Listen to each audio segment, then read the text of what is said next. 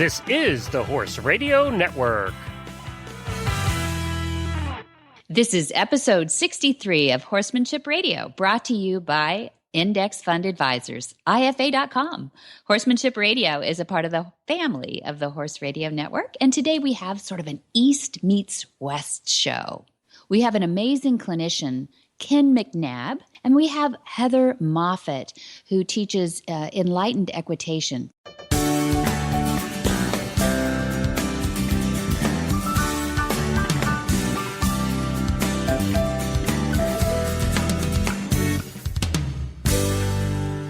This is Debbie Laux, and you're listening to the Horsemanship Radio. Thanks for joining us. Horsemanship Radio airs on the 1st and the 15th of the month, and I have my producer, Jen, with me today. Hi, Jen. Hello. How's Debbie? It's been forever since we chatted. Oh, my gosh, I know. I've been off to England and home again and all that. Like, that's sort of like one of those fairy tale little – I'm the cat in the hat, right? Yes.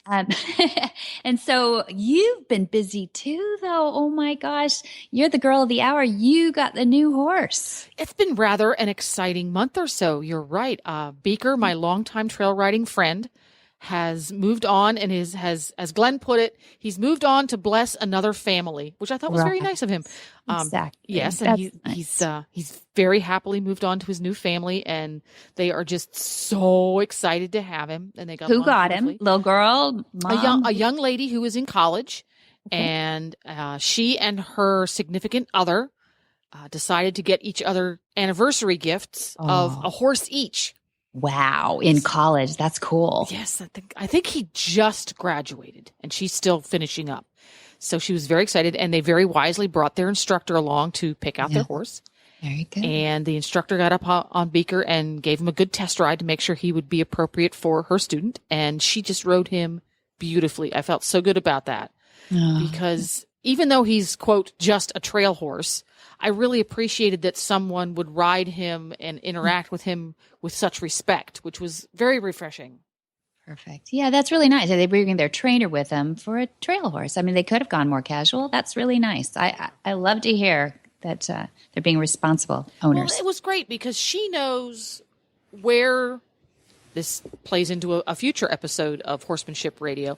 She understands where the rider's strong suits are, not just in her skill set, but also in her knowledge set, which they're two different things, what you can do and what you know. So she was able to assess whether or not Beaker would be a good fit for his skill set as well as his personality type. Good. Because, you know, just because you can do a flying change of lead doesn't mean the horse you're riding is going to be a good fit for you because he can do a flying lead change. Yeah, that's true. There's that so much more. It's a much more complex relationship than that. It's a lot like dating. Yes. And she decided that they were a great fit, and he moved in with his new family day before yesterday.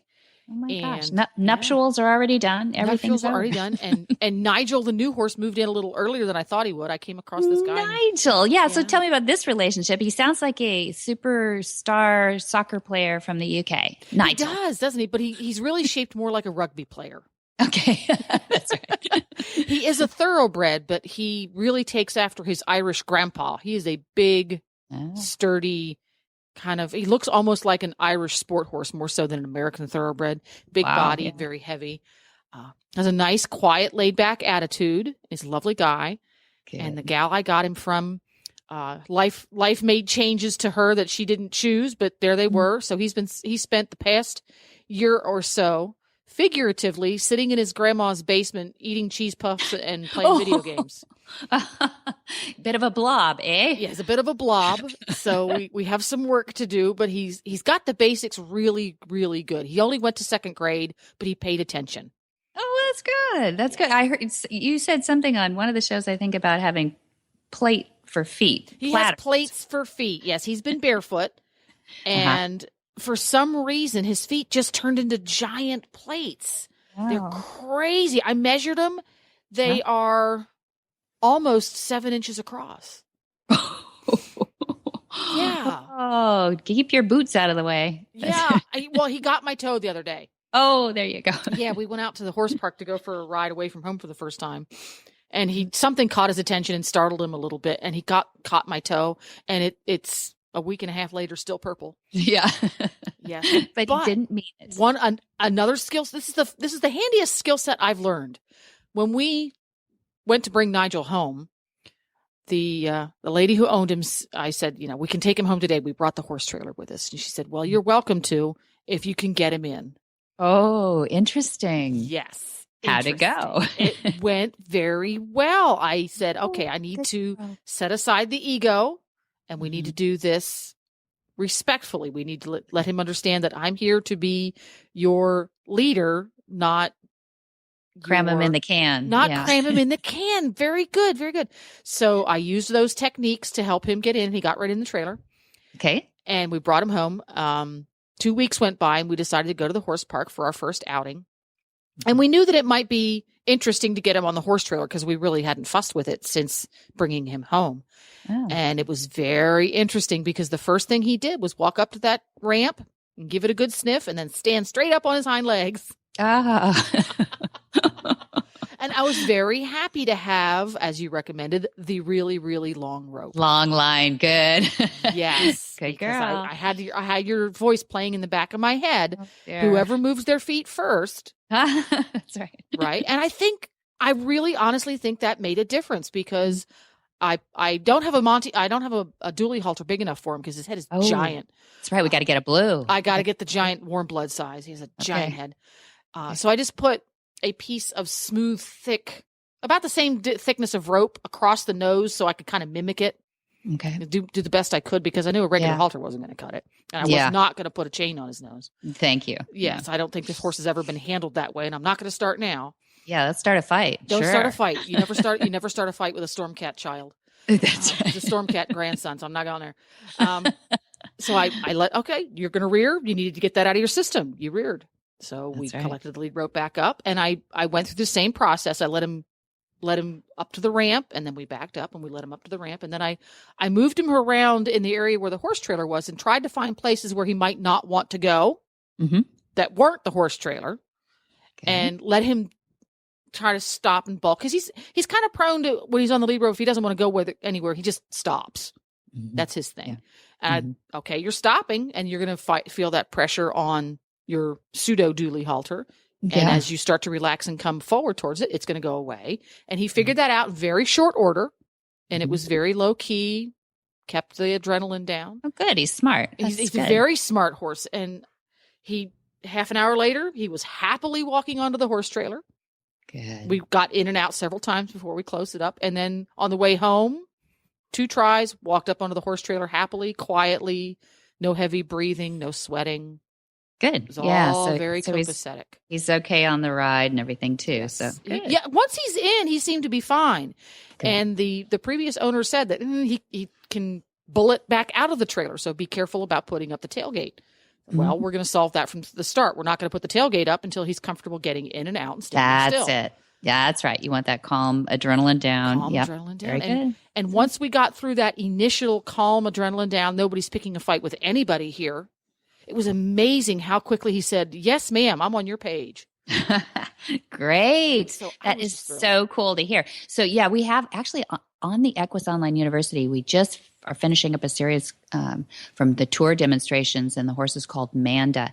And that's her thing. She flies back off the trailer, but her adrenaline was all up. She was all aflutter and everything. And you know what? I think honestly, her owner was really nervous. And they start to feed off that and go, there must be something scary going on here. Absolutely. And this guy really does do that much more so than Beaker did, because Beaker was his own man. He was so confident in who he was and what he did. This fella a little bit less so. He depends on his human for guidance in that way. So I really work hard. Feels like the big ones always do. Why isn't that funny? The giant ones that are 1,200 pounds. Yeah. So I have to work very hard at keeping my adrenaline down because I tend to get you got to do it now and you got to do it my way. So we all do. And people that get stuck at the shows and everything, I feel so bad for them because, the horse got in the trailer maybe fine when he left the barn. But, and now you got to leave the equestrian center or the horse show and, and everybody's tired. And that's when we got to, remember breathing exercises. We got to remember, everybody's got to be an adult. I have to work very carefully at the breathing. I tend to hold my breath. Yeah. And that's bad. Well, you know what's so fun about that though is if you and I do too. If you tend to be a breath holder, I didn't know there was a name, but if you tend to do that and you think of it, it's so cool because you've probably been holding it for a few minutes before you think about it, and then you go, and you watch the horse just melt. It is the coolest thing. I'm gonna have to watch that next time. I really am. Yeah, you literally. I mean, you have to tell yourself because you'll have to watch for his little relaxations. But if you've been holding it, they're waiting almost for that moment when you say, "No, now's the time," and that's your indicator for them most of the time. Yeah. And the other thing that he's taught me already, because every time you get to know a new horse, you learn things about yourself. Moving.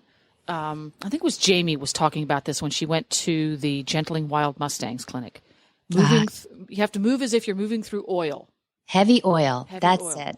And think again, think that black stuff. I had a hard time getting my head around it because I couldn't bring it out physicality. I couldn't pretend I was a washing machine. I was having a really hard time with that.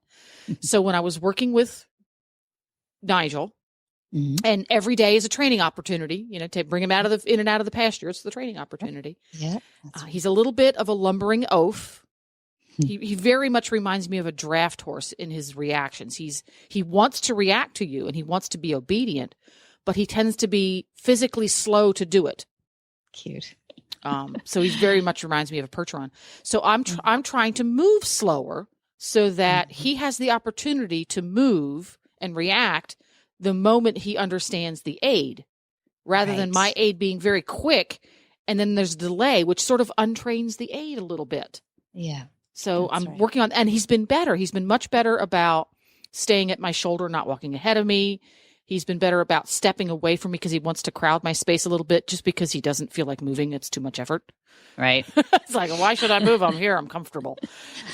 And actually moving slowly but fluidly has made him more responsive, which was very interesting.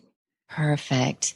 Yeah, it is interesting. And you've been around horses your whole life, so you know that quick movements and everything are obviously going to be detrimental. But moving in oil, it's actually an acquired skill that you have to consciously think of. It's not just the opposite of quick movements. It's fluid, Yes, it is. It's a real skill set. What I was trying to liken it to, what helped me get started with it is, and I'm embarrassed to say, I don't even know what it's called, the martial art, for lack of a better term, that folks practice. You always see them in the park and they're standing on one foot and they're doing strange things with their arms. I envisioned that. Very good. That is a good idea. Fluid, but purposeful and balanced. So I tried to envision my physicality, because everything I do with my body, he's observing, and that's part of my aids. Yeah. I try to bring that mindset and that balance into it. And as soon as I kind of got the knack of it, because I was practicing it with Scooter too, it helped. Now with Scooter, who is a very quick, he's very clever, he's an alpha pony, he's all pony, all those things that you associate with pony. Yeah. Moving more fluidly like that with him is interesting, because my physicality sees it less as an excuse to interact. Because a lot of times with Scooter, if you move quickly with him, he just sees it as a way to play lip tag. Oh, you're here to play. It's like, no, not really. That's really cute. That is so pony, isn't it? Yeah, he's so pony. And it's helped that a little bit. He's a little bit less prone to interacting at that lip tag play goof off level, and he's more apt to just pay attention and react to the aid. So taking that skill to heart and really working hard at it all the time has made a big difference with both horses. Excellent. Great. I should add one other thing too, because I've seen people do this in trying to acquire that skill of fluidity or moving like you're in heavy oil, is they start to skulk. They sort of sneak up on the horse, and they think that that's what we're asking, is to kind of but horses freak out at that too. Well, sure, you're sneaking up on them like a panther. Exactly. If you look like you're stalking them, that's not the idea either. Mm-hmm. That's all I can say is just, maybe go on the Monty Roberts University and see what we mean about moving in heavy oil, and really watch those the gentling wild horses and the gentling Mustangs lessons, because that's where you'll see the muscle memory is just there in the instructors. They're just doing it naturally. They're not going to teach you how to do it, but watch how they do it, observe how they do it, and you'll see what Jen and I are talking about. Now, it's a lot of fun. On the university, you sign up and you get your account. Is there a way to search the videos and the lessons so that you can find things that will be easy and productive examples of that? Absolutely. Thank you for asking that, actually. There is a great search mechanism. The search bar on your dashboard on the homepage, and it's on several pages, is really good, because if you put in a word like join up, or if you put in biting or something like that, that's a search term now, and it breaks the search into 3 categories anywhere that word is mentioned. So the first group that comes up are all the lessons that it's mentioned in. The second group are the Q&As, and we have I think there's 600 Q&As in there now. And so all the places that biting or join up comes up. And the last one is the forum, and the forum is that's like a secret sauce. The forum is really cool. It's the most positive. There's never any negative in it.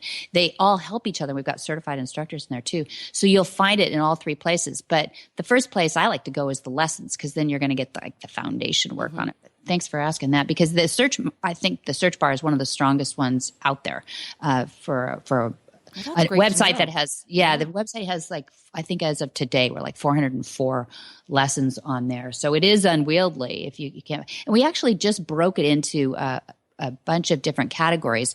They are groundwork foundational, groundwork problem solving, groundwork advanced. Then there's ridden foundational, ridden advanced, and ridden discipline specific. So we have Stefan Peters on there, and we have Will Simpson, and just some of the greats across disciplines. And Richard Winters, we're going to have on the show, and then the other categories are we have equipment management, stable management. Oh, cool. I didn't know you had those. Yeah, they're buried in there. That's cool. So you can just go into that search bar and start typing search words, and you're going to come up with all kinds of great ideas. Yeah. So I don't have skulking in there. You won't find skulking. Now, if I were to type in heavy oil, does it take more than one word? If you put in a term like that, it'll find where those are. You just have to get the term right too. Yeah. But just keep experimenting with it. Sure. Yeah. Oh, you learn, you crawl along and you learn all kinds of things. You go into that rabbit hole, Yeah, that's the thing. You start typing in terms, and then it's not the one you were looking for, but the one you found was really awesome. It was really good. Yeah. Or next week it might be. So it's like finding a new ice cream shop. That's right. Very close to that. Yeah. Well, that is all. And thank you for asking about Nigel. It's been a fascinating journey already, and I've had him a little bit less than a month. So it's going to be fun to get to know him. You and he and the relationship. It'll be fun to follow, Jen. Thanks for sharing all that. Yeah. Cool. Well, let's get on to. We've got some great guests coming in today, and like I said, it's an East meets West show today, because we've got one from the way in the Western world up in the mountains to a lady who's 30 years, I think, in the field of dressage and centered riding, all the way over in the UK. We have an amazing clinician, Ken McNabb, and he is on RFD TV. A lot of people will know him. And we have a lady all the way from the UK, Heather Moffat, who teaches Enlightened equitation. Just an amazing rider. Hi, I'm Mark Hebner, president of Index Fund Advisors and proud owner of Monty Roberts Willing Partners graduate. He's a sugar bear. Investment portfolios are a lot like horses. You need to find one that best suits you, your temperament, and your stage of life. Some people might like an energetic horse and an aggressive investment portfolio, while others are more comfortable with a gentle ride and a more conservative investment portfolio. The trick is to find the one that's right for you. That's what Index Fund Advisors is all about, matching people with portfolios, risk-appropriate, low-cost, and globally diversified investment portfolios. You can find the right portfolio for you by taking the Risk Capacity Survey at IFA.com. That's IFA as an Index Fund Advisors. Or you can call us toll-free at 888-643-3133. That's 888-643-3133. Ken McNabb grew up in a traditional ranching family in the mountains of Wyoming. He always enjoyed helping others gain confidence with their horses, and he advocates using gentle methods. And his Christian faith, strong family values, and patriotism endear him to many people. Ken considers himself very fortunate to make his living horseback while helping other people realize their horsemanship dreams. Ken McNabb, his wife, Dee Dee, sons Kurt and Trent all share the love of horses. Welcome, Ken McNabb. So glad to have you on Horsemanship Radio finally. How are you? Where are you calling from today? Well, thank you, Debbie. Actually, I'm at home on the ranch in north central Wyoming, just enjoying some beautiful springtime weather. Ah, that's fantastic. That's right. You have a huge, do you call it Powderhorn Ranch in Wyoming? Is that right? Well, actually, the Powderhorn is the segment of our campus that belongs to my partner, to Deemer True. Okay. And then our place is up 6 hours north of there, right on the Montana border. Oh, beautiful area. That is a gorgeous area. Lucky you, huh? Yeah, we love it. We're very blessed, for sure. You are blessed. That's awesome. Well, we've been doing Horsemanship Radio for a couple years now, and one of the things I miss the most is talking to the guys and the gals that get up in the mountains and are just untethered from, those city lights and all this stuff. But I know that you come off that mountain and you get around this globe quite a bit, at least the United States, doing clinics and things too. What's your next trip? I'd head out to Equine Fair in Ohio, and then follow that the following weekend in central Tennessee with another clinic. And the weekend after that, I will be in Arizona for an Extreme Mustang makeover. Yeah, that's right. Another one. That is awesome. I think that's where I first met you, was it Paso Robles, maybe at a makeover that was there. Does that sound familiar? That's probably that or Norco, one of those in California. Or Norco. Yep, could have been that too, Ken. Well, we're really happy to have you here. I wanted people to get to know you a little bit because you're a huge advocate for using horses whenever you can on the trail and on the ranch, and get rid of that four-wheeler if you can for as much as you can anyway. And I love that about you. What is it that makes a great ranch horse? Well, I think that is what makes a great ranch horse, really, is activity and use. And, in the world today, we run the wheels off of our trailers and haul our horses everywhere. And when I was a kid, which really wasn't that long ago, there really wasn't the access to trailers that there is today, and we rode every place we went. Mm-hmm. And our horses were better broke because they were more used.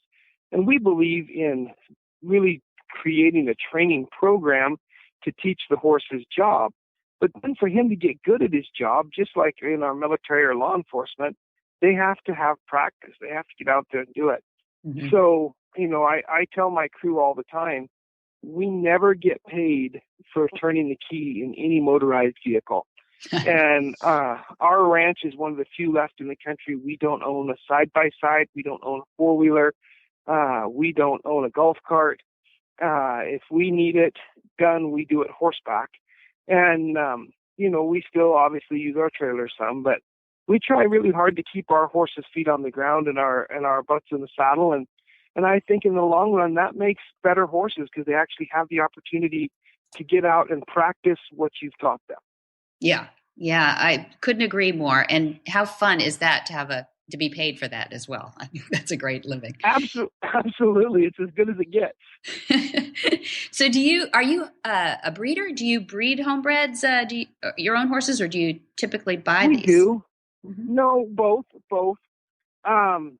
Between my partners on the Diamond Ranches and myself, we probably raise between 30 and 40 foals a year. Mm. They raise more than I do. I tend to raise never in excess of about 10 foals a year on our place, and they run better than 20 on theirs every year. And so we raise some, but we use 100 horses a year, and actually that's really not quite true. Between the two ranches, we really use about 70 horses a year, and then the consigners bring the rest to our sale. But we couldn't attempt to raise enough to do everything we need to do, so we buy a lot of horses.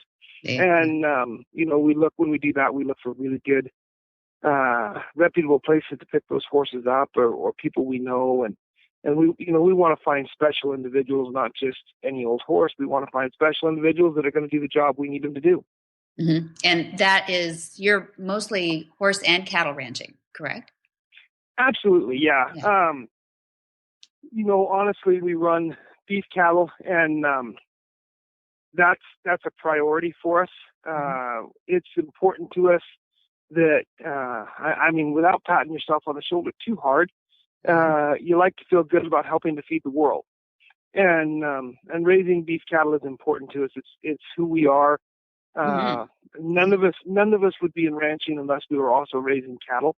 But then the horses, likewise, there's a lot to be said for producing a quality colt from birth to your destination, and being able to say, wow, here I've got a 6-year-old horse that knows his job.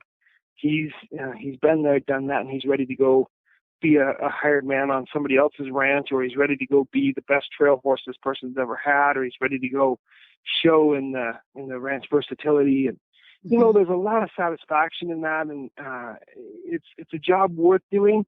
But to us, they're synonymous. We really don't want to do one without the other. Cool. Yeah, you. I think the line that you use is cattle and horses go together. So what do you look for in a good cow horse? So, honestly, for me, a horse that has a great disposition but no conformation is much better than a horse with great conformation but no disposition. Yeah. Ideally, what I need is both. And so those are the two things we put at the top of the list. I want to see those two things. Then we look at bloodlines. Is this horse predisposed to work cattle? Is his heritage work cattle? And then I just look at the individual himself. And I love to see things like a horse that'll chase a dog out of the round pen. I don't really want my horse going around killing other people's dogs or anything. Right, yeah. But what I do want is a horse that will pin his ears and go after a dog or a chicken or anything. That shows me a horse that's going to be willing to work cattle. Yeah. And those are traits that I like. And then kind of in there with disposition, I need this horse to have a calm demeanor. I've watched a lot of sick cattle, particularly missed by people who have a horse that's stirring the herd. When I walk through the herd on my horse, I need him to walk 1 foot at a time, and I need to be able to check through my cows without stirring them. I need them to, if they're laying down, I want them to stay laying down. If they're standing there acting sick, I need to be able to see it. And if this horse has got his head up and his feet jigging around, he's going to wake those cattle up and have them all run in circles shortly, and I won't be able to find sick cows. So we look for that horse with that laid-back, natural, quiet demeanor. Yeah, I love what you said. That's great. That's so good. I love what you said about no matter what the breeding feed that you put into these colts, that you let your horses be horses, that you put them out there in the sub-zero weather. But hey, they're good stock when you have a horse that comes through your program. That's right. We have, and I can't prove this, but I think we have the only son of highbrow cat that was raised at 8,000 feet of elevation, loose on a 2,500 acre pasture with mountain lions and bears. And to me, he's an incredible little horse, and I love the babies that we get from him. They are great thinkers. They're great athletes. But more importantly than that, he has proved himself on the ranch. And a lot of people in today's market, and it's not all bad, but a lot of people want to see a horse prove himself in the show ring. And that's important. For sure it is.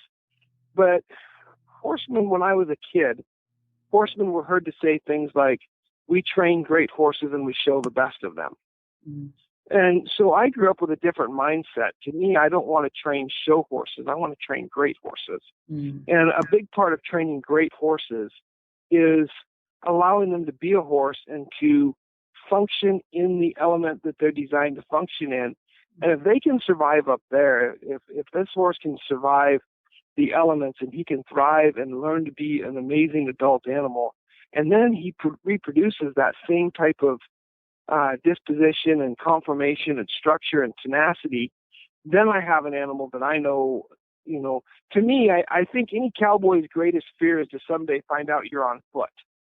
And I don't want to find out I'm on foot when I really need a horse. So I want to know he's got everything there that I need him to have. Yeah. Good job. Yeah. In Wyoming too. You don't want to be way out there without a good horse. Right. You out in the wilds. And I saw some of the babies that you have out there. They're just gorgeous. So I saw a little bit too on a program of yours, that you were teaching it looked like maybe he's an intern or training under you. You were teaching a little bit about leading. And I love your philosophy about that horse partnering with you. I saw you correct this guy who was tugging a little bit on this baby, and you talked correctly, I thought, about his eyes being averted from being able to look down at what he was trying to step over, and that he started to lock in a little bit. And you just said, no, relax, give that horse his head, let him make a choice. And if he will partner with you, then it'll be a much happier learning experience for him. Talk a little bit about that philosophy. I think that's terrific. That's it's a trait you see a lot in starting babies, but it really happens other places. When you're working with a weanling colt or even younger, a weanling foal, or even down to 3 or 4 days old, you're most of the time at a higher elevation. So when you pull on that halter and lead rope, it pulls on the bottom of their chin, elevates their nose, and now instead of looking at the ground where they'd want to walk, they're looking straight up in the sky. Yeah. And they're not comfortable. A horse doesn't have great depth perception anyways. Yeah. And they want to know where they're putting their feet. So when you start lifting their nose up, they're going to start setting down on their hocks and saying, no, I'm not going forward because I don't know where I'm going. Well, it's real obvious when it happens there. But really, if you want to break down trailer loading, that's where a lot of trailer loading falls apart, even with mature horses. You'll watch people, they step up in the trailer and they go to tugging, or they run the rope through the side of the trailer and they go to tugging, and they lift that horse's head up. And it's one of those things. There are so many pieces, Debbie, as you know, there are so many pieces of horsemanship that it's really not knowing the big things that matter. It's finding those little tiny pieces that make a difference in your horse's life, because you're seeing the world through his eyes. And if you take a minute to see what you're doing through his eyes, you'll frequently discover, boy, that was a mistake that I didn't know I was making. And it makes things so much harder for the horse. You'll see it, another example of that would be people that are struggling to take the correct lead. And say they're asking for the left-hand lead, and a lot of times they're so focused on it that they're staring at the left shoulder, waiting to see the lead be evident in the shoulder, and the whole time they're doing that, they're putting all their body weight on the left side of the horse and pushing to the right, and of course he takes the right lead, which would be in that case incorrect. And so many things in horsemanship are like that, where, as you said earlier, we don't have to discuss discipline, we're discussing horsemanship, and horsemanship really is more frequently about the little piece you're missing than it is the big piece you desire to learn. Yeah, well said. Well said. And you were talking earlier about getting that horse into the muscle memory, doing a lot of wet saddle blankets basically to get a good horse. And that points out that one of my favorite quotes is, practice makes perfect, but not really. It's perfect practice that makes perfect, because grinding in something that's not working just is not going to get you anywhere. Yeah. That's right. The definition of insanity is doing the same thing over and over again and expecting a different result. Exactly. So one of my favorite things, I couldn't do this interview without asking you to describe, I hope you remember saying this at one point, but is, what is your horse's Bill of Rights? Oh, yeah. Yeah, we talk about that a lot. Good. The Bill of Rights to me for the horse is important. And it's almost more important for the owner than it is for the horse, because your horse does have, just like humans, he has certain inalienable rights, but they're not necessarily the same rights you might think that they are. Your horse has the right to the most humane care possible, to the cleanest feed you can afford, he has the right to have the safest environment you can afford to put him in. He does not, however, have the right to step on you. He does not, however, have the right to bite you. He does not have the right to kick you, buck you off, or run off with you. Those are things he doesn't have the right to do. You have to tell him, though. That's right. You have to teach him what his rights are. Just like with people. If we were to go to a foreign country and find a tribe of people who absolutely were still living in a very uncivilized manner, if we brought those people to America and we did nothing to educate them and we just turned them loose on the street, who knows what they might do, because they would not understand what their Bill of Rights were. Fortunately for us as Americans, we are educated on that from childhood on up. When we come to our horses, we frequently fail to teach them what their rights and what are rights and what aren't rights. Mm-hmm. And so you see people get drugged around by horses and stepped on by horses. And those people will frequently tell me, Ken, you're so patient. I'm not that patient. And I think to myself, you've got to be kidding me. I'm not patient because my horse isn't allowed to step on me. Yours has been stepping on you for 10 years. That's patient. Because you've been allowing that for 10 years, and you've been hoping that he would someday learn that was the wrong thing, but you never took the time to teach him where it's okay to where it's okay to put his body, where it's okay to put his feet, whether it's okay to put his mouth on you or not. Mm-hmm. So I try to encourage my students to sit down and write out what it is acceptable for their horse to do. Years ago, I had a little Appy horse, and I loved him to death. I was in high school. He defied all the rules of conformation. He was a great little horse, but he did not have conformation at all. Mm-hmm. But he had all the try in the world.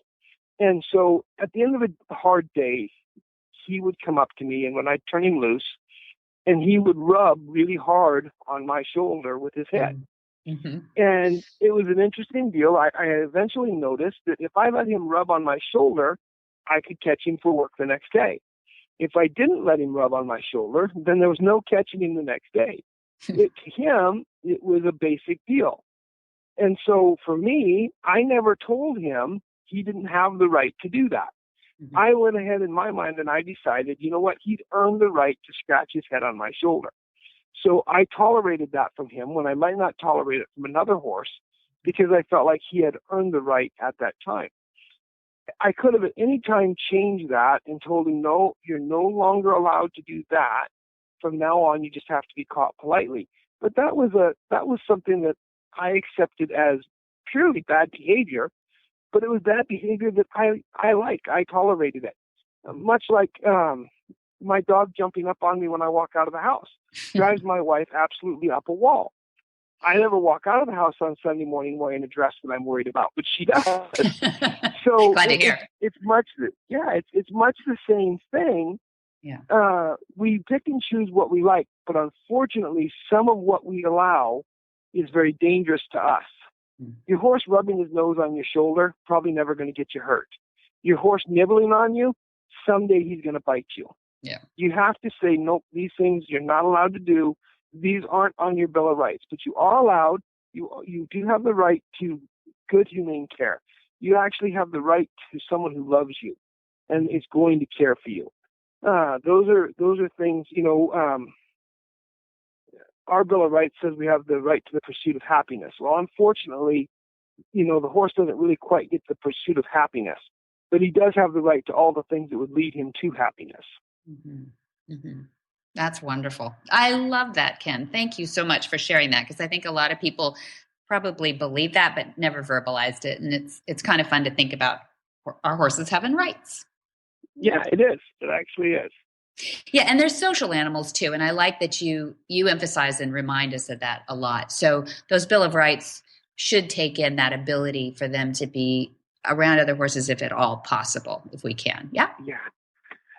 Absolutely. I mean, I understand. I had a very, very good friend that lived in Southern California, and he had horse property, which meant that his backyard allowed him, as many Californians, to have 2 or 3 horses in his backyard. Those horses pretty much had to live in box stalls, and I understand that was the way that has to be. But neither God nor horses ever invented the box stall. That's a man-made invention. And we make it for our convenience. And I'm very blessed. I live where my horses don't spend much time in box stalls. But I understand not everybody gets that. But as much as you can, even if it just means taking your horse and your friend's horse, putting them both in the round pen them together for 10 or 15 minutes so you know they're not going to fight, and then walk away and leave them, even if they only get 20 or 30 minutes. They need that social interaction. They really do. And they'll get some of it from you, but they need, just like humans, you will occasionally find a human who really doesn't want to talk to another human. They would rather interact with an animal. But for the most part, no matter how much we say, well, I'd rather be around animals than humans, we really don't mean that. For the most part, we need that social interaction. Well, the horse is the same way. At some point during the day, and maybe not necessarily every day, but at some point, they need that chance to run, buck, and play with another horse and have fun. Yeah, absolutely. And we all, as good horse owners, like to at least get them out and get them to the mountains once in a while, to the beach or something. If we can do one of those plans, that's the way to live too. Your mountains are calling me pretty strong, Ken. It looks pretty nice out there. Oh, we have fun in the mountains. I know I'm blessed. We live in some of the prettiest country in the world, and we get on a horse and go and wake up and camp in the morning and know that there's no fences holding my horses to me. My horses are around camp, and the nearest fence is, thousands and thousands and thousands of acres away. And some of the camps we go to, there's millions of acres that are not fenced. And so, you should come experience it, Debbie. That's what you need to do. You need to come out and just enjoy it. Well, I've got some friends that got a place up in Wyoming now too. I'd love to make that trip. We go to Sun Valley, Idaho, and go up in those white clouds. And we've been to the Sawtooth before and enjoy that. But I'm looking for a new spot, Ken. You do pack trips too, right? Did I see some photos of? Yeah, we do. We have a really good time with that. We take folks up on horseback camping trips, and we have a good time. We stay in tents. It's pretty rustic living, but at the same time, you have quite a bit of what you'd want at home. We have cots, and you're not sleeping on the hard ground. We take pretty good care of everybody. And the big thing is we want people to just enjoy horses in the mountains and just have a good time. And it's one of those things. We sit around the campfire in the morning, we sit around the campfire at night, and during the day we see lots of gorgeous country. That's great. I'm sold. Okay, so we're going to put up on the show notes where we can get a hold of you guys and find your website, and we'd love to have you back sometime and hear some more about those mountains. Absolutely. Anytime. I'd love it. Great. Thanks so much. Thanks for agreeing to join us for the first premiere edition of Ken McNabb on Horsemanship Radio, and hope you won't be a stranger. You'll come back again. You bet. I look forward to it. Thanks, Ken. Thank you, Ken. Yeah, thank you both. I appreciate it.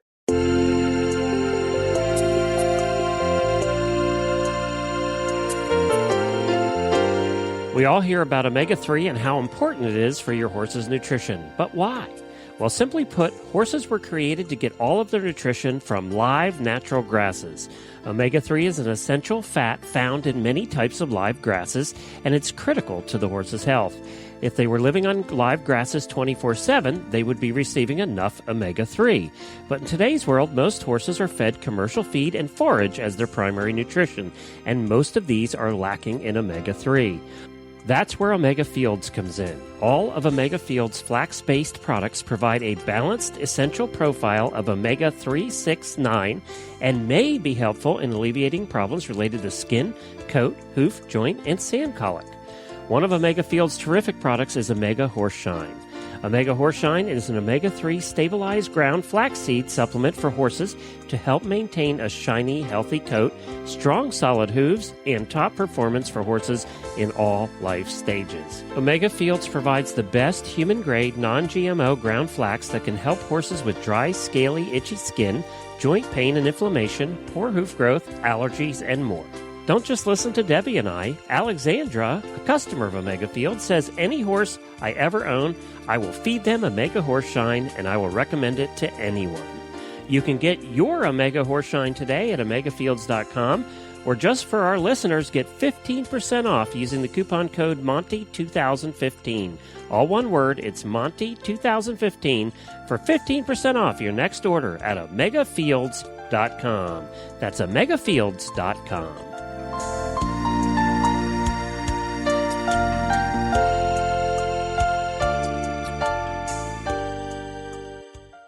Heather Moffat began riding as a young child in the UK, in the United Kingdom, but in her early years, she was questioning the methods being used to teach. By the age of 16, she had developed a different method of teaching and riding, especially how to synchronize exactly with the movement of the horse. This enabled her to teach beginners at age 16 with extraordinary speed and also to rectify long-established faults in experienced riders. More than 20 years ago, she pioneered the teaching of riding with the simulators. Those are those machines which simulate the movement of a horse. And it enables you to have very precise hands-on teaching in total safety, successfully teaching hundreds of riders all over the world. She is the founder of Enlightened Equitation. I've had the honor today to sit down and join Heather Moffat of Enlightened Equitation and Monty Roberts from Join Up International that happened to be both teaching and demonstrating at the annual Monty Roberts Certified Instructors Conference.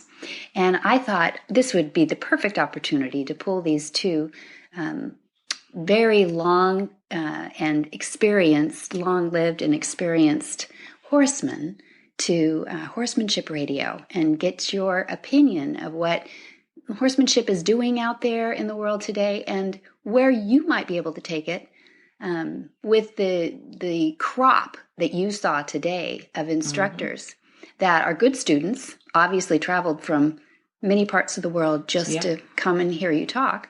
So I'd like to introduce Heather Moffat and Monty Roberts. And Heather, we'd love to hear from you first. Well, it's been an honor to be here today, and it was particularly my instructors who are also Monty's instructors as well. I have two fully qualified ones, and one who currently, well, she went off to have a baby, so she's hoping to come back and finish her Enlightened Equitation teaching training. And the nice thing is that I feel that the groundwork in particular that Monty does works very well for us. It then leads on very nicely to our classical in-hand and long-reining training, and then it still applies considerably to the ridden work that we do, although that is very much my genre. It still has come from the fact that horses have been given the education on the ground first, which makes them much easier to ride at a later date. So, yeah, it was really good to be able to come and talk to the students. And I think I got a really good reception from them. There seemed to be a lot of interest. And it was really nice that Monty liked what I was saying as well. So over to Monty. Very much. I think there was a lot of common ground. Yeah, there was, Debbie. And we're here in Oxfordshire, in England. Right. And we've come across the Atlantic this time for the first time with the conference to get closer to the center of our instructors' core, if you will. We have about 80 instructors now. But there's about 24 or so here at the moment. And Heather is absolutely right that our disciplines are vastly different when you're in the saddle. But we still deal with horses. There's a leg on each corner. There's a head out front. And a wonderful brain in there somewhere. A set of muscles and nerves that deserve our attention and deserve our attempt to meet their needs and to cause them to be partners with us. And I've discovered today that Heather Moffat feels the same way. Yes, absolutely. While the saddle may be in a slightly different place, the rider may sit a different way than, let's say, the Western, and certainly different from the jockeys and the show jumpers and that sort of thing. But I think that the similarities far outweigh the differences. Absolutely. When you come to the psychological effort that we have to try to create partners with these wonderful things called horses. And it seems to me that too many of our elite horse people globally want to differentiate too much these disciplines. Yes, absolutely. Oh, that's okay for him, but, I have to, da. Well, that's not good enough. It really isn't. And it is okay for me to do this or that. And it is okay for somebody else to do something quite different. But down the middle somewhere is this understanding that these horses, not one single one of them, mean harm to us. Sure. They mean not to do anything wrong. We just have to show them what it is that we want, be fair with them, treat them in an incremental fashion, not just throw things at them and expect them to know instantly what we expect. And I've found a partner here who feels the same way, who's in a vastly different discipline than I'm in. If you went, Debbie, to the guys that I showed Western horses with in the 40s and 50s. Back in the day, And said, I found a lady that does classical horsemanship.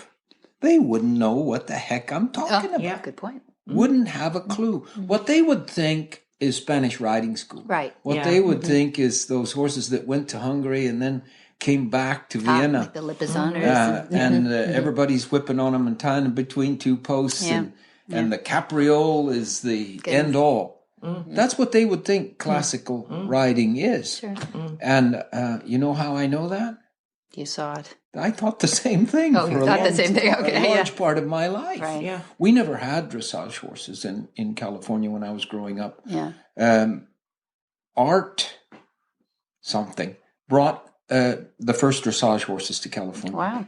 And funny enough, he was a TV star, movie star. And he had me taking care of them at the horse shows. I was just a kid. And he had a lot of things to do and stay busy. And so he left his horses with me, and I exercised them and fed them and mucked out and the whole thing, and along with my horses. But it was amazing what he did with these horses. He went to Germany and bought two nice dressage horses and brought them over there. And he took some lessons and he learned, and this thing called piaffe and passage was beautiful, So I learned to value and appreciate dressage before anybody in California knew what the heck it was. Yeah.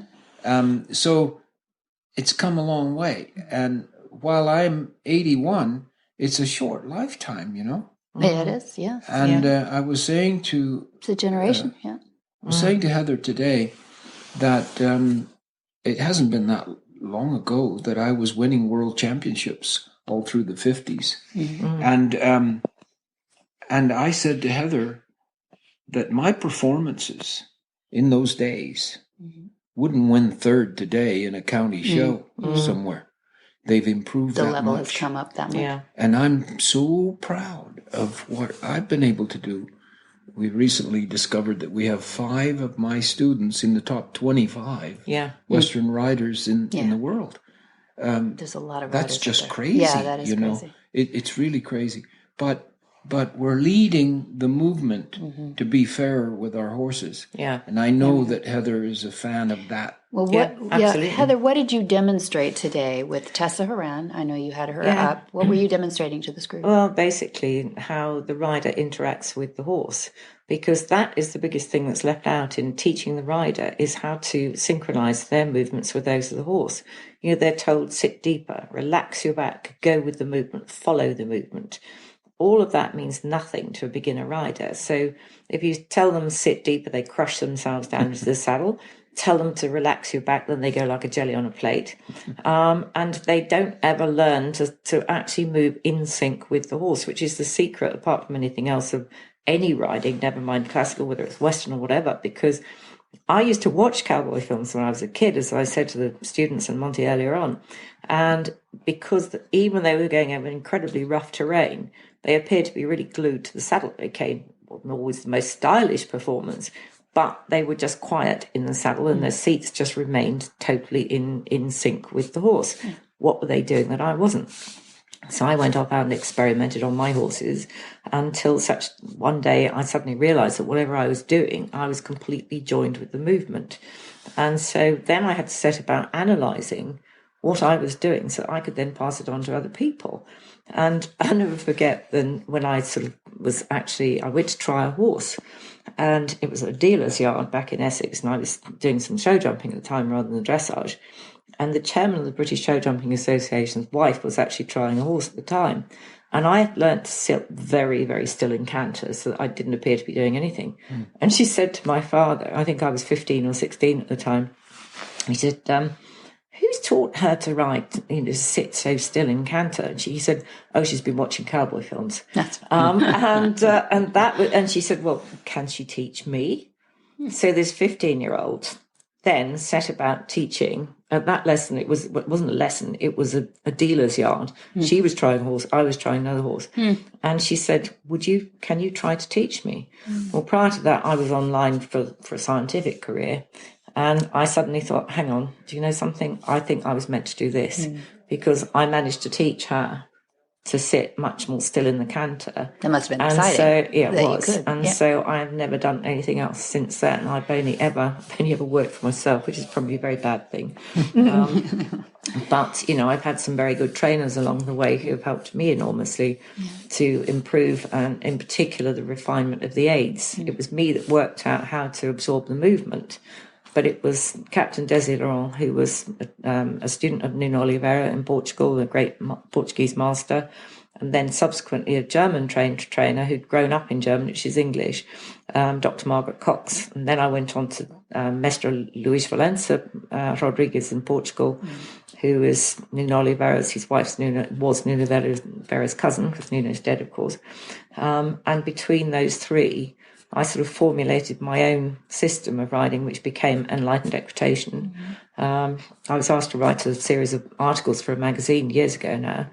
It's my first ever series, in fact. And the layout editor said to me, what do you want to call it? And completely without even thinking, I said Enlightened Equitation, because that's what I was looking for, was to enlighten people.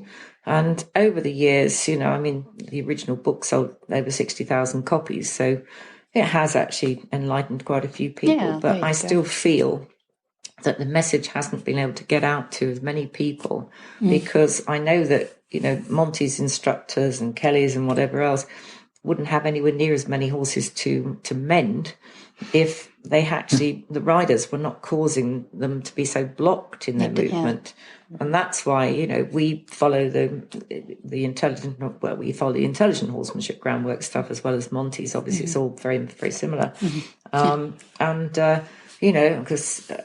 just works very well. But it would be nice if so many of the instructors weren't having to solve problem horses and they could actually get on with the groundwork to train the horse to progress and then go on to what we're doing to train the horse to whichever discipline in dressage or show jumping, eventing. Obviously the classical work works for that, or for Western riding, right? So you were able to expose a little bit of your teaching. You actually had Tessa Horan out there on top of Boo, your horse. One of my Lusitanos, Lusitano.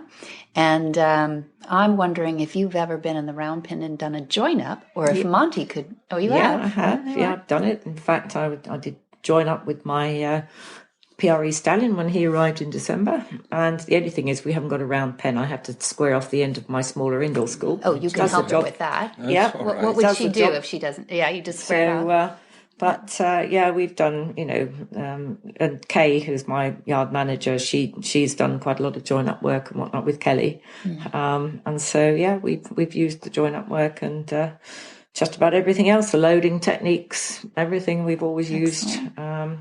And the funny thing is that we've got two people who sometimes actually come to us who use a horse box transport, person who has their own transport.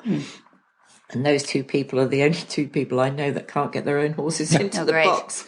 So Kay, my yard manager, ends up putting their horses in the box. And these are the actual horse transport company owners. So, and that's all come about via your methods. Okay. So, that's great. It all works very well together. Well, that's what we're hearing today, is that there's common ground here, not just in the saddle and on the ground. It's not as simple as that, I don't think. And it should be that way, Debbie, with every trainer on earth, that we have common ground. Should dovetail. Because we have a common animal that we would deal with. Yeah. And yes, there are differences in our breeds, etc., and our uses of those breeds. But the similarities far outweigh the differences. Absolutely. And we could all learn from one another. There's these little things. We had a session this morning about the new things people have learned, and a lot of things came out. Yeah. The into pressure things that we learned this morning, some brand new things. So I'm excited about it, and it is exciting to hear that Heather was inspired by a bunch of cowboys riding in Western movies. Great? Yeah. But That is in the foreword to my book. you know, the thing about that is that those stars that she met, they couldn't ride one side of a horse. No, they you couldn't. know. Yeah. We had to lead them around. Oh, Yeah, I'll bet. My father rented me out as a stunt rider Yeah. from 4 years onward, because kid and horse movies were the whole thing during the 40s. Yeah. And so I was a kid stunt person So like all it's through the double. 40s. Yeah. And we could ride. I mean, all the You kids better, around me right? could Yeah. ride, and the men around me could ride, real riders. But we had to lead the stars, and the camera was in close, just on them, and then they would stop. And then when you're running over the mountain and down through the valley and across the river, it was a real probably the rider. ones Been a Heather real was rider, watching. the ones exactly, not And the stars. I did so many Roddy McDowell movies. Really? And I was Yeah. his stunt double all the way through. I was the only one that they would use for Roddy McDowell. So, and I even did Liz Taylor. Oh, at wow. one point, with a wig on and a funny little hat and stuff. He was a Brit for a minute. Yeah, absolutely. Yeah, I was a Brit, and a female Brit. Right, And, even. and, that was for the incredibly famous movie called what? National Velvet. National Yes. Velvet. Yeah. That's right. Yeah. You're gonna- National that. Velvet. Gosh, I'll Full never of see stuff. that again in the same light. Well, she was injured the first day of shooting, and broke an ankle and hurt her back, and complained of pain in those areas till the day she died. That's right. And it was really strange that I was in Brazil the day she died, and I woke up and CNN was the only English-speaking channel, and I had it on, and I see myself going across the screen in the water. I knew the scene. You know? Yeah. And it was to announce that this is Liz Taylor, and she died. Nobody today. notified you that you Nobody died. told me. And it was quite a surprise. But there were a lot of good riders in there. I'm some that went on and won many world championships in various riding events, Western kind of riding events. But the stars themselves, very few of them could ride. Well, I Joel cringe McRae sometimes, could ride. when I see the sort of historical dramas here, for instance, and even then, some of the stars insist on riding and they're crashing around in the saddle. Yeah. Oh, those poor horses!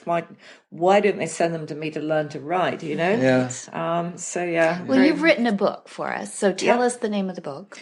Enlightened Equitation, That's which great. is the same I'm glad as everything else. Yes, yeah. And I've revised it actually because the original one came out in 1998, I think it was. But then I didn't feel the need to actually write another book because I hadn't really altered anything that I'd put in the original book.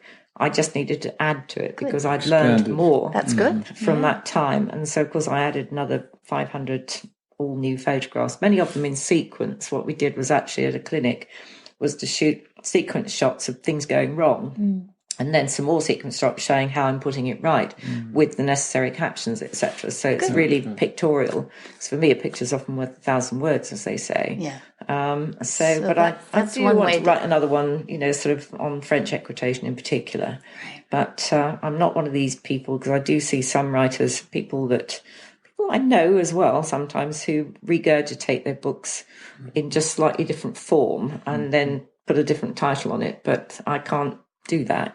What I've learnt over the years is still serving me well now. And it works with virtually any horse, which is why I never think twice about getting on one at a demonstration on the other side of the world, because I know it will respond to the aids. So, well, I'm working on my second autobiography. My first autobiography was the last entry was in 1991. Yeah.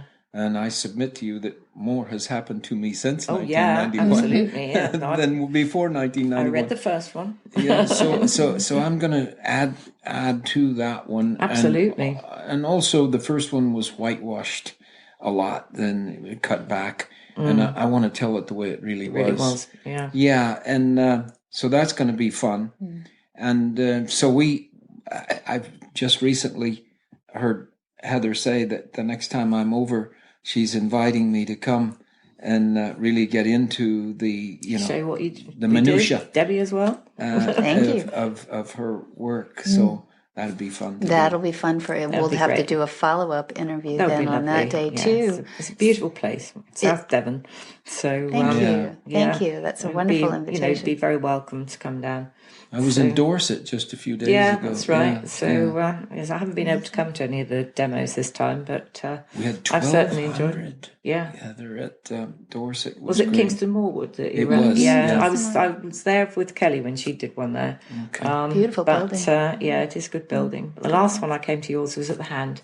And of course, that's no longer with us, unfortunately. That's been sold off because that was a good one. Towerlands is gone. Oh, Towerlands. I saw you first at Towerlands many years ago. Yeah. What's the one in Scotland? They've stopped and, that too. Glen Eagles? Glen Eagles. Glen Eagles is really? gone. Yeah. No. They put 4 tennis courts Oh, my in goodness. that beautiful building. Oh, no. Yeah. That is, I didn't realise Glen Eagles had We're gone going to have to too. fight for our equestrian centres to stay alive here. That's crazy because the thing is, you go to Germany and Holland and they've got they're everywhere. indoor schools in virtually every village, never mind towns. Yeah. And it's so difficult to get planning permission to build indoor schools here. And Well, I it's think almost riding all is still colleges now, isn't it? Oh, well, take it from me. I have 18 students coming up from the Duchy College in Cornwall. And, I'm not afraid to be saying this. The standard of riding there, I was in there in November. I was absolutely horrified. Yeah, that's the thing. And that's the next generation that they're releasing onto the public as instructors and whatnot. And the colleges have got a lot to answer for as far as I'm concerned. They're churning them out like sausages, really. They are. And, I think it's a great shame that, the young ones are not getting the education that they should. But it's nice at least that they're bringing them up to me to do a demonstration. And I'm hoping that it'll inspire some of them to want to improve. But my working student over the summer, she came to me over the summer. She was in the college break. She refused to go back to do the second year after she'd been with me for 3 months. So, it's. I think that if we can get a combined message across that, we are all singing from the same hymn sheet and that as long as you're advocating for the horse, that's it. Yeah, that's it. And I think, the more that we can put it across to all the different disciplines, the better it can possibly be. So I'm very pleased, as I said, to have been invited here today and thank Monty and the students. We've been almost a half an hour, Debbie, and I just want to tell your audience that I'm really wrestling the world to try to get the standards of each discipline that we work in to be more compatible with the horse, meeting the horse's needs, as opposed to flim-flam, high action and speed and all of that stuff, but to make it beautiful and to make it harmonious. To get the basics right, the foundations right, and to instill into people right from the word go that the horse is a living, sentient being. Exactly. And not a four-legged bicycle. And I think good. that is the trouble. That's good. That, the horse is mute. He can't cry out like a dog. Yeah. And that has been his downfall throughout history. And I think if we can make people aware of that and to treat him with the respect that he deserves, then, our lives won't have been in vain, Monty. That's right. You've heard it straight from the people who deal with the horse's mouth. I think it's the horse's mouth, both of you here. No, it's the horses are speaking. We just have to listen. Yeah. We have to know how to listen. Well, Okay. thank you very much for today. It's my pleasure. Thank you for having us. Thank you. Whisper the language of the herd. Listen, you don't have to say a word. It's time for Jamie Jennings to fetch an email from Monty Roberts' inbox and share a morsel of Monty's wisdom in a little segment we like to call Ask Monty. Leave this world a better place than mine. There's magic in the language of the herd. Dear Monty, I remember someone I knew said that if a horse doesn't want to back up in hand on a lead rope, the way to encourage them is to use an 18 to 24-inch riding crop and whip their legs. I also observed this technique in a horse training video. I don't remember who the trainer was, though. I have always had great admiration for your work and mission to make the world a better place for horses than you found it. Monty's response. What you have described here regarding recommendations for teaching a horse to back up is absolutely the opposite of my concepts. When a horse is whipped across the legs to get it to back up, it will usually work. But when the horse does move back, it is angry. And wouldn't you be? Whipping the horse and producing pain in order to achieve any given goal is wrong when you deal in the concepts of Monty Roberts. The method you have described also takes longer than my method and produces a horse that will receive lower marks in competition for exhibiting anger while backing up. Use of a whip will also generally encourage tail swishing and certainly putting the ears back. Please do not accept this recommendation. It is not only unfair and brutal, but it is not very effective when attempting to achieve acceptable performance. The first day that I work with a horse, I ask for a step or two in reverse. When I get it, I release the lines and congratulate the horse with a rub. They will learn very quickly that backing up is a good thing to do, and there is no whip required. If I inherit a horse that has already developed a resistance to backing up, then I use a narrow hallway or chute, ride the horse into it, ask him to back up, and watch him learn as he backs out. From My Hands to Yours, my textbook, has a chapter on backing up with drawings to illustrate my recommendations. I recommend that you read that chapter if you want to achieve acceptable backing up from your horse. The next time anyone suggests that you whip a horse in order to achieve any goal whatsoever, please just tell them that that procedure is not necessary and that you have better ways to deal with your equine partner. For more of these insights into good horsemanship, go to www.montyroberts.com and click on the orange banner that says Get Free Horse Tips. Hi, I'm Monty Roberts, and I'm dedicated to training horses without pain. You can learn to do it too on my Equus Online University. Western, English, the beginner, or the advanced rider. It doesn't matter. You can connect with other students online too, on our forum, and there's a new lesson every week. It's a lifetime of learning for you on my Equus Online University at montyroberts.com. What in the wide, wide world of sports is going on here?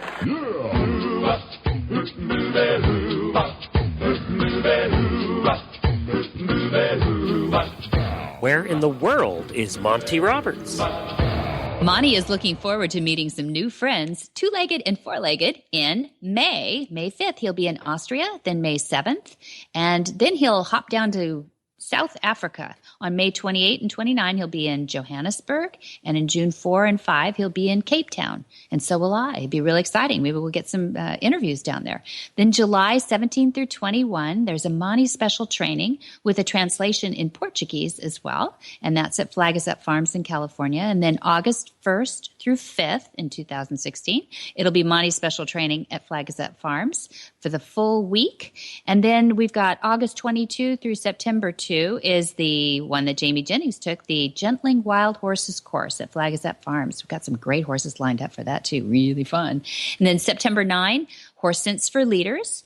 That follows right by a weekend of Wild at Heart with Pat Roberts, and Monty will be there too. That's September 10 and 11. And you can see all of this at Monty Roberts' website, montyroberts.com. Or you can go old school and talk to a real honest-to-goodness human being who knows exactly what's going on at Flag Is Up Farms by calling 805-688-6288. And for details about today's show, you can go to horsemanshipradio.com, where we'll have links to our guests, photos, and lots more information. And we love your feedback. It helps us make this show great. So please follow us on Facebook at Monty Roberts, and on Twitter, Monty Tweets. You can go to Monty_Roberts. And don't forget, you can get the Horse Radio Network app. It's for your iPhone or Android, and it's free. You can listen to all of your favorite Horse Radio Network shows, including Horsemanship Radio. Go to your app store and search Horse Radio Network, or you can subscribe via iTunes. Yes, and many thanks to our sponsors, IFA.com, Omega Fields, and Monty's Equus Online University. Be sure to visit all the other great shows, too, on the Horse Radio Network at www.horseradionetwork.com. Until next time, have many happy horse hours.